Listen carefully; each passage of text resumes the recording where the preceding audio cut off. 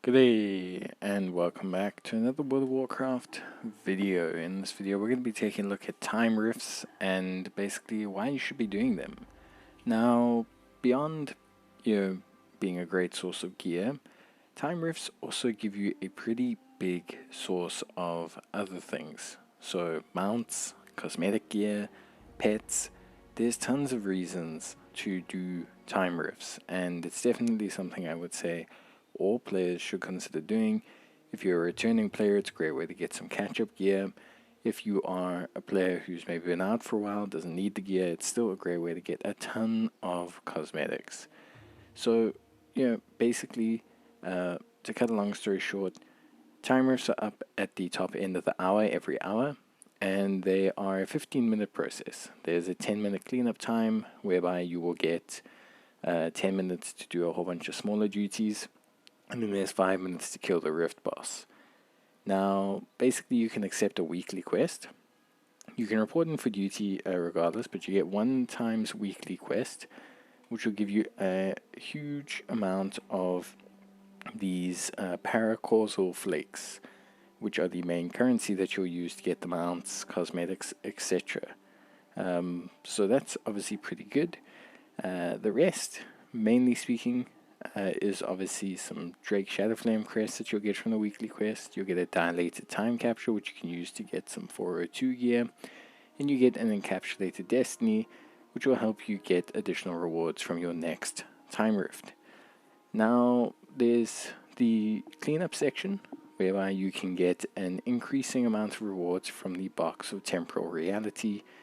The box of temporal reality will upgrade as you complete tasks along with the other players, and by doing so you'll give yourself more and more rewards. As it upgrades, you get more Paracausal Flakes, more reputation, and yeah, just some pretty straightforward stuff. Now, outside of that, that's basically the big part of the 10-minute section. A lot of the tasks are very simple, and with the amount of players, you should realistically get it done pretty well. A lot of the times the puzzles are also nothing too crazy, so I don't think anyone should struggle too badly when it comes to the actual cleanup section.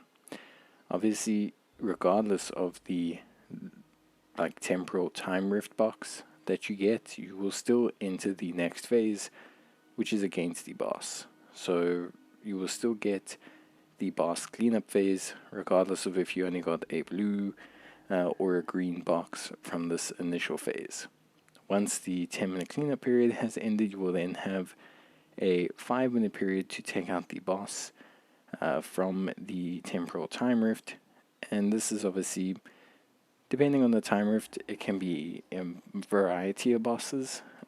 Each time rift has a different boss. I think there are 8 different time rifts, or 7 different time rifts, basically. And they're all based on different events in World of Warcraft that have a different outcome. So, for example, here we're fighting Illidan Stormrage.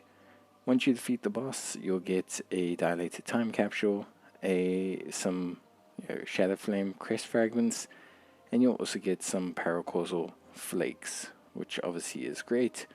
But I think overall, still really, really good. Beyond that, now we kind of get into the rewards, and I think overall it's pretty straightforward. So once you claim your weekly quest, you get a pretty high number of rewards. Mainly Paracausal Flakes are the big reward that you're going to be getting out of all of this. But like I said, you do get encapsulated destiny, which can be great for securing rewards from the next section. You also get a whole bunch of reputation for the Soridormini. I think I said that right. But yes, the main thing that you want now is obviously to look at the rewards. Now, dilated time capsules are great for some 402 gear, which you can use if you're catching up, which is pretty cool. And I think that's all really, really good. Outside of the gear, though, the big benefits are all of the mounts and transmogs. there is an insane number of mounts and transmogs that players can get from this event. We are talking an absolutely ridiculous number of, different transmogs, different pets, different mounts. I think, like, when you look at it overall, I think it's probably one of the best events for grabbing some really cool mounts. I think there are 6 different mounts in total, which are all fantastic. And there's also some transmog gear, transmog weapons, and just plenty of reason to partake in the game mode. But yeah, that's basically it. So I just wanted to cover it for you guys. I think it's a great event, and yeah, definitely make sure you do it at least once a week. But yeah, farm away. That's it from me. Bye.